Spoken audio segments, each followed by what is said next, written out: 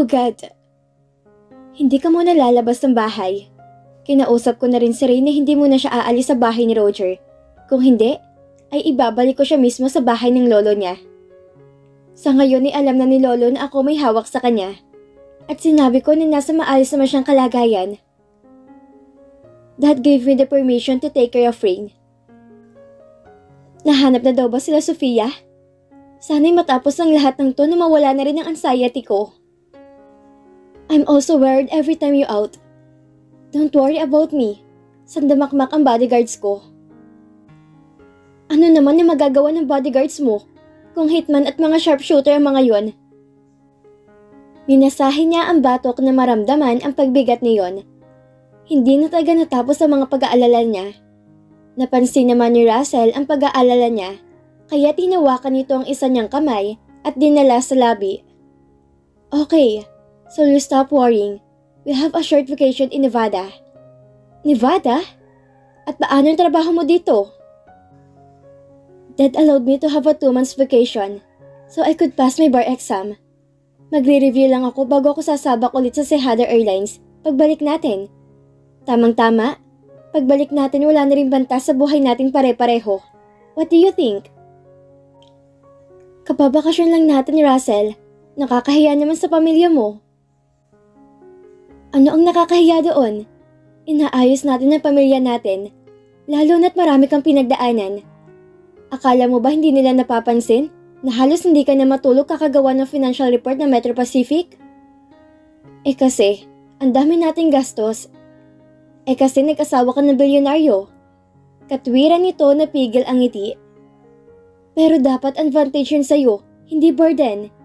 Parang ang lagay utang ng loob mo sa amin yung malaki nating gastusin. It doesn't mean that way, love. You married me. That alone is enough. Hindi mo kailangang patunayan ang sarili mo kahit kanino. Pero bakit kailangan pa nating umalis? Paano ang Metro Pacific? Hayaan mo ng dalawang yon na magbahay-bahayan hanggang sa opisina.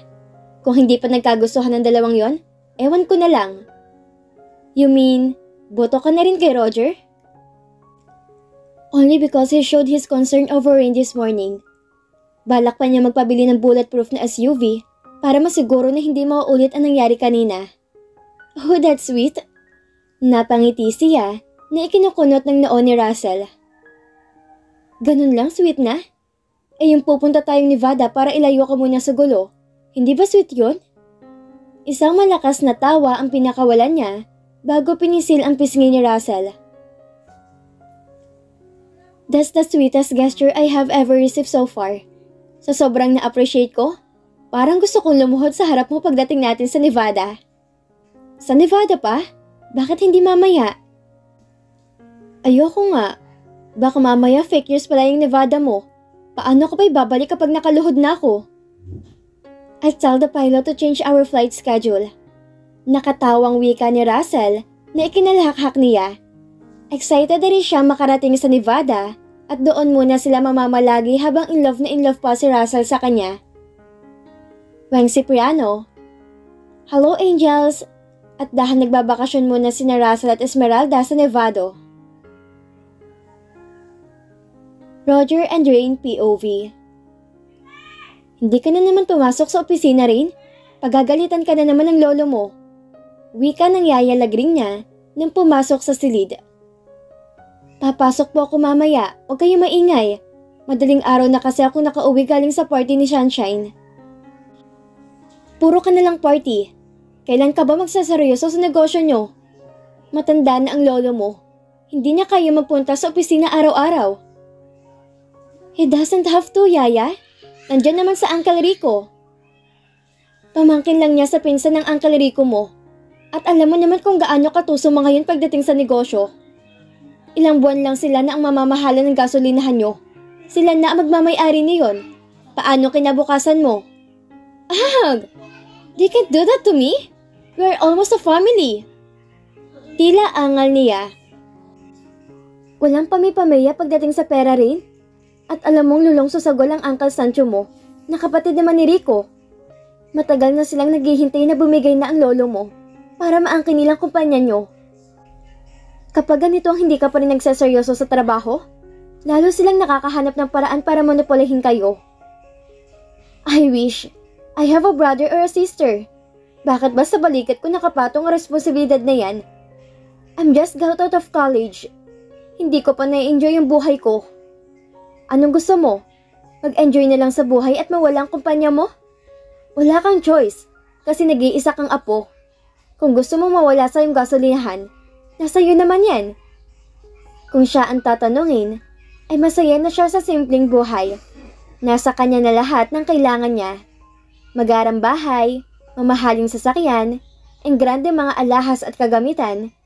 Isa lang ang wala sa kanya, ang gusto niyang makamit sana, ang kalayaan. She is the granddaughter of Roy Alonzo. Hindi nga siguro siya kilala na katulad na sikat ng angkan ng mga Alonzo na lahi ng lolo Julio niya. Pero hindi rin masusukat kung gaano sila kayaman. Pagmamay-ari ng lolo niya, ang isa sa sikat ng gasoline station sa buong Kamaynilaan at ilang probinsya. Ngayon inakikisosyo mga angkal niya na sa una ay magandang pinapakitang intensyon. Kung hindi lang sana nalulung sa sugal ang isa niyang tiyuhin, baka hindi naman niya kailangan pumasok at pag-aralan ang pasikot-sikot ng One Fuel Corp. Nagkakaroon na kasing anomalya at madalas na ang pagtatalo ng lolo niya at ilang tiyuhin sa loob ng conference room. She hated the idea. Ang gusto niya ay magpaint lang sa sulok ng kwarto niya kapag wala siya magawa sa maghapon. Katutungtong pa lang niya ng high school nang sabay na pumanaw ang mga magulang niya dahil sa isang aksidente. Simula noon ay ang lolo Roy na lang niya ang kasama niya. Naging malungkutin siya dahil sa pangungulila sa mga magulang. Palagi namang busy ang lolo niya dahil nawalan to ng karami sa pagpapatuloy at pagpapalago ng One Fuel Corp. Binigyan siya ng isang yaya na siyang kasakasama niya araw-araw. Nang tumungtong siya ng kolehiyo, ay natuto naman siya makipagbarkada at naging hobby niya ang pagpupunta ng Zen Club para lang maibisan ang kalungkutan. Kumuha siya ng kursong business management kahit hindi niya gusto ang corporate world. Ito kasi ang gusto ng lolo niya. Nakakagalitan pa nga siya kapag nagkukulong siya sa kwarto para magpaint. Nang makatapos siya sa college, nagsisimula na maging authoritarian ang lolo niya at napipilitan na siyang pumasok para umaktong assistant nito. Magbihis ka na rin. Pati ako kagagalitan ng lolo mo kapag alas 11 na pero wala ka pa sa opisina. Napilitan siyang bumangon sa kama at itapat ang sarili sa shower para magising ang diwa niya. Alas 2 na ng umaga siya nakauwi dahil pinayagan siya ng yaya niya na umattend sa birthday party ng isang kaibigan. Kakuntsaba niya ang mga kasambahay kapag ganoong tulog na ang lolo niya. May kasama siyang 2 bodyguard, bukod pa kay Lagring na naghihintay sa labas ng Zen Club. Nag-enjoy siya sa party dahil sa bumabahang inumin at walang tigil na sayawan. Kung hindi lang sa pangihipo ng isa niyang kaibigan habang kasayaw niya, ay baka hindi pa siya umuwi. Hinawakan ba naman ng isa niyang dibdib habang gumigiling sa likod niya, kaya't hindi niya napigil na masampal ito. Mabuti na lang wala sa loob ng bar ang mga bodyguards niya. Kung hindi, ay baka nabitbit pa ito sa presinto. Ayaw din naman niyang makagawa ng pansin sa media. Malalaman ng lolo niya na nasa labas pa siya ng 10 oras ng gabi. Malalagot ang lahat ng nakapaligid sa kanya, kasama na ang yaya Lagring niya. Nakatulog pa siya sa sakyan habang pupunta sila sa opisina. Pagdating doon, ay masaya siyang sinalubong ng lolo niya at dinala sa opisina nito. What's the good news, Lo? You seem so happy and excited. Nakangiti niyang tanong na pabagsak na umupo sa couch doon. Darating na mamaya sina Darian, ipapakilala na namin kayo ni Easton sa isa't isa. Gustong umikot ng mga mata niya. Ilang beses na ang dapat na pagkikita nila ng lalaking inirereto sa kanya, palagi lang hindi natutuloy. Sana hindi ulit matuloy ngayon. Pero hindi na dinig ang panalangin niya dahil hindi nagtagal ay kaharap na nila ang 2 lalaki. She finds the 2 men unpleasant. Kung makatingin sa kanyang isto na yon, ay para siyang kakainin ng buhay. Ang tatay naman nito ay tuwang-tuwa na maliitin ang kakayanan niya dahil babae siya at walang kakayahang magpatakbo ng kumpanya.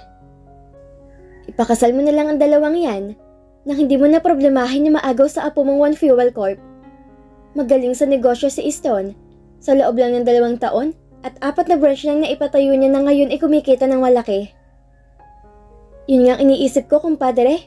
Total wala tagang interes rin sa mamahalan nitong negosyo namin. Kailangan niya makapag-asawa na magaling sa negosyo. Easton is the perfect man for her. Ganyan naman ang mga kabataan ngayon, mga pariwara sa buhay. Palibhasa, lumaki sa luho at hindi nagabayan ng magulang. Naningkit ang mga mata niya. Hindi lang yun insulto sa pagkatao niya, kung hindi pati na rin sa lolo niya at buong pamilya niya. Sino bang magulang ang gusto mamatay sa aksidente at iwan ang nag-iisang anak? Pagkatapos ng paghaharap na iyon, ay hindi niya na gusto makita pa ulit si Darian at Easton. Ang problema, wala nang bukang bibig ang lolo niya kung hindi ang itakda ang kasal niya. Ni hindi siya tinanong kung anong gusto niya sa buhay. Ang mahalaga daw kasi ay mapangalagaan ng kumpanya nila para masiguro ng lolo niya na maganda ang buhay niya kahit mawala man ito. I hate my life. Aniya, nang pagbawalan na siya ng lolo niya na umattend sa mga party. Conservative daw kasi ang pamilya ni Darian at hindi gusto namang ito na nakikita siyang hinahating gabi sa labas at nakikipag-inuman. Ayoko rin sa desisyon ng lolo mo. Wala ka bang boyfriend na may pipresenta man lang para masulungat mong desisyon niya? No, I don't have yaya. At kahit pa meron, hindi ko pa gusto mag-asawa ng ganito kaaga. E di sana pag-aralan mo na lang pamamahala sa negosyo nyo. Matanda na ang lolo mo. Naiintindihan ko rin na nag-aalala siya sa kinabukasan mo. Can I escape this kind of life for a while? Pwede bang mamuhay ng simpleng tao ng kahit ilang buwan? Naiinggit ako sa iba, yaya. Kahit hindi mamahalin ang gamit nila, nakakapaglakad sila ng malaya. Nakakapunta sila kahit saan man na walang bantay. At higit sa lahat, hindi kalkulado ang kilos at hindi dinidiktahan ng mga desisyon. I don't want to hate lolo, but I'm starting to feel negative emotions toward him. Magbakasyon ka muna sa ibang lugar. Hindi ba't pinapayagan ka naman niya mag-out of the country basta kasama ako? Anong gagawin ko sa ibang bansa, yaya? Shopping? Spend money on lavish lifestyle? Wala nang naidudulot na kasiyahan sa akin ng pagbili ng mamahaling bag o sapatos. Ang gusto ko'y maging isang ordinaryong tao at may kahalubilo sa iba nang hindi ako binabantayan ng mga bodyguards. Dinaig ko pa sina Atina, Tiffany Bakit hindi ka humingi ng tulong sa iba mong pinsan? Sina Uncle Zion mo kaya? Masyado nang abala mga ngayon sa maraming bagay. Napakalaki na kasi ang Alonzo Corp na minsan ay hindi na rin sila nagkakamustahan magpipinsan. Hindi ba't nakita mo si Russell at Walker kailan lang sa Zen Club? Kung sa kanila ka kaya humingi ng tulong sa problema mo. Suhestyon ng yaya lagring niya. Kapubukas lang ng si Heather Airlines. Sa kanila kaya ako mag-apply na trabaho bilang clerk. Pero magpapaalam ako kay lolo na pupunta ako sa Paris bago niya ako ipakasal sa lalaking yon. Tama yan. Sa kanila ka muna na mapayuhan din nila ang lolo mo kung ano ang dapat na makakabuti sa'yo. Ayoko rin ng lalaki yun na mapangasawa mo. Kapag nagpakasal ka kay Isto na yon, itatakas ka namin nila Jimbo at iuuwi kita sa probinsya namin. Alam niya nagbibiro ito dahil nakatawa ang yaya niya. Kahit paano ay gumaan naman ang pakiramdam niya sa kaisipang may mga karamay pa rin siya sa ganitong pagkakataon. At anong gagawin mo sa Europa? May mga kailangan kayong asikasuhin ni Stone para sa nalalapit niyong kasal. Kailangan nating madiscuss kung sino-sino mga dadalo dahil hindi biro ang laki ng angkan natin. Yes, so unfortunate that Alonso clan is so big, but I feel all alone in this house. I don't even have a brother or a sister. Angal niya. I'm sorry, Rain. Your mother had a hard time getting pregnant. Ngayong ikaw na yung bubuo ng sarili mong pamilya ngayon. Mag-anak ka na marami. Sigurado naman na mapapangalagaan ni Isto ng kumpanya. Kaya't wala kayong poproblemahin kung kaya niyo bang buhayin o hindi. Gusto niyang tumawa ng malakas, ni hindi pa nga siya nakakaranas makipag-sex. Iniisip na ng lolo niya na mabubuntis siya at magkakaanak. Sige lo, darating tayo dyan. Pero bago kami magpakasal ni Iston, Gusto ko muna mag-enjoy bilang single, kahit lang isang buwan pa. Can you allow me to have a month-long vacation in Paris? I promise, I'll behave. Napailing ang lolo niya, pero wala ding nagawa kung hindi ang tumango. Isang buwan? Napakahaba niyon.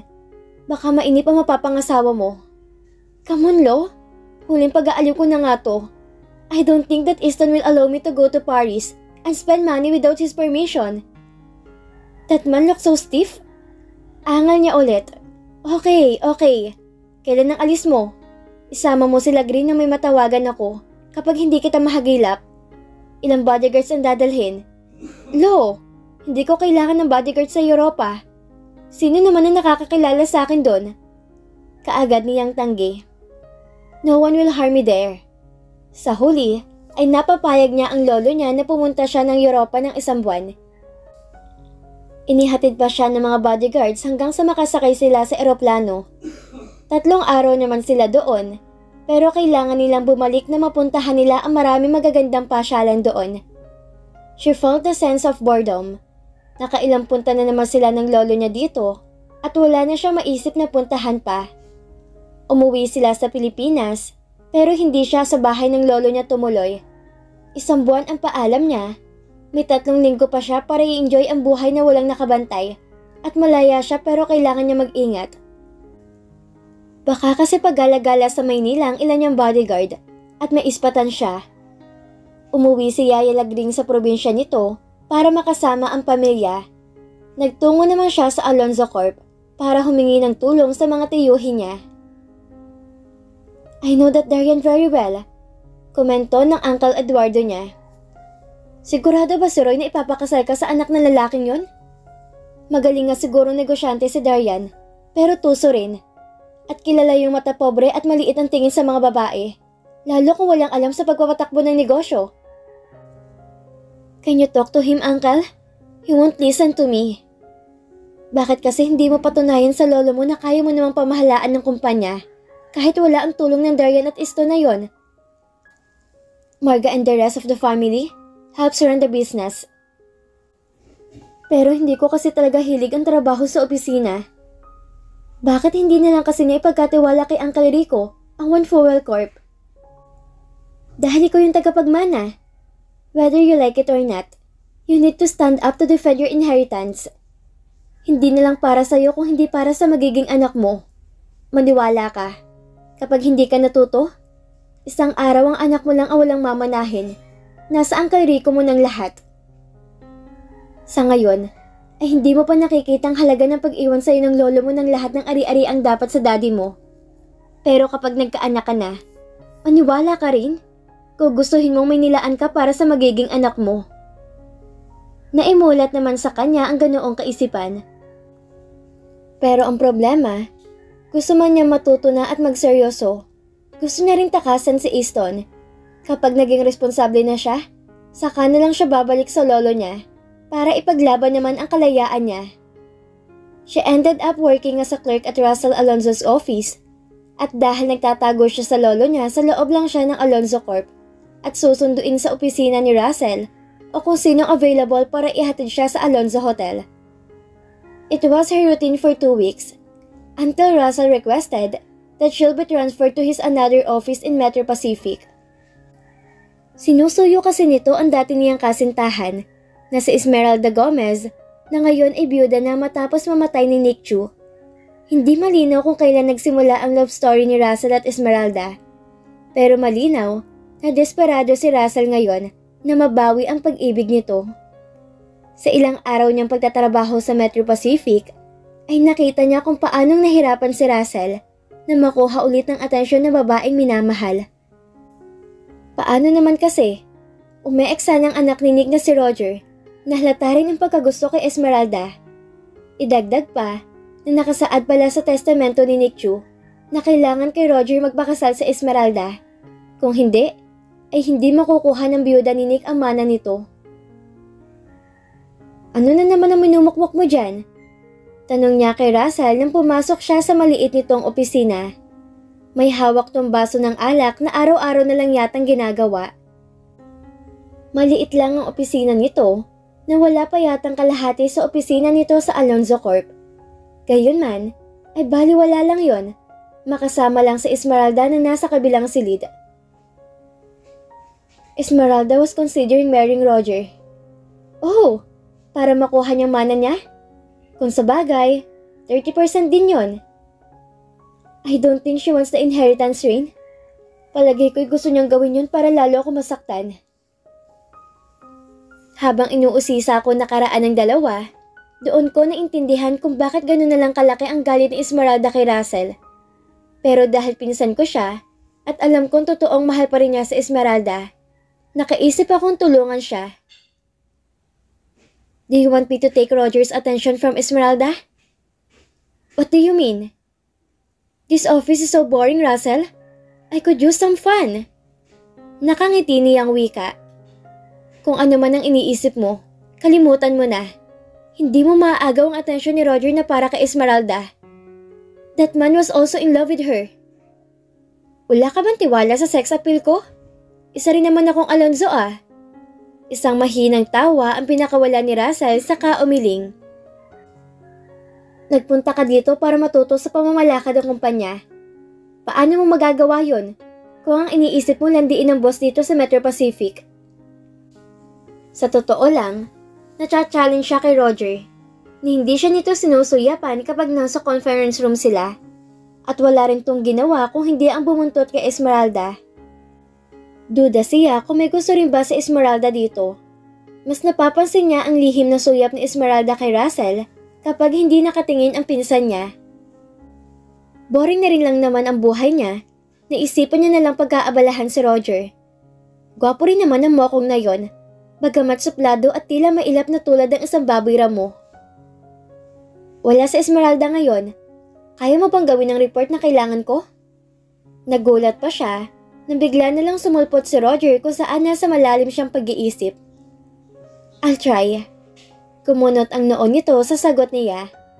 Nakalimutan niyang empleyado nga pala siya dito at boss niyang may tuturing ang kaharap. I will try, sir. Hindi pa kasi nituturo lahat sa akin ni Sir Russell, pero pwede ko naman siyang tawagan para tanungin kapag may hindi ako maintindihan. Marahan lang tong tumango bago mabilis ding nawala sa paningin niya. Sa totoo lang, gusto niyang umuwi ngayon at matulog sa malambot na kama sa Alonzo Hotel. Nag-movie marathon siya kagabi dahil wala siyang magawa. Tinawagan niya ang lolo niya para kamustahin, pero nagpanggap siyang nasa Europe pa rin. Na-extend ang pagbalik niya, nagalit ng abuelo sa hindi niya pagpapakita sa mansyon. Pero hanggang ngayon kasi, ay wala pa rin siyang maisip kung anong gagawin niya para takasan ang pagpapakasal kay Easton.